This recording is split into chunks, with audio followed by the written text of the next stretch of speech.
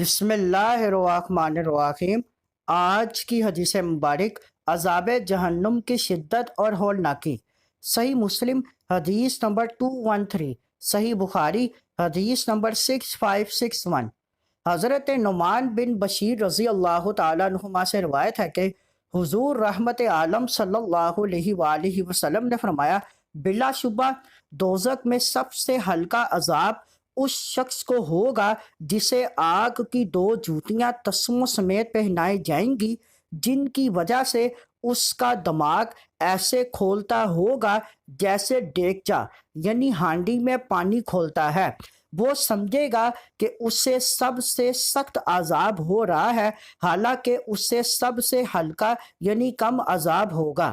اس حدیث مبارک سے معلوم ہوا کہ جہنمیوں کے عذاب میں فرق ہوگا۔ کوئی ٹخنوں تک آگ میں ہوگا، کسی کے گھٹنوں تک آگ ہوگی، اور کوئی اس سے بھی زیادہ عذاب میں مبتلا ہوگا، اس لیے کہ کفار کی بھی کئی اقسام ہیں۔ کوئی صرف کافر ہے، کوئی کافر ہونے کے ساتھ ساتھ سرکش، تخریب کار اور دہشت گرد بھی ہے۔ بعض بدبختوں نے کفر اور شرک جیسے بڑے گناہ کا ارتکاب کیا، انبیاء کرام علیہم السلام کو ظلماً شہید کیا اور مسلمانوں کا قتل عام بھی کیا۔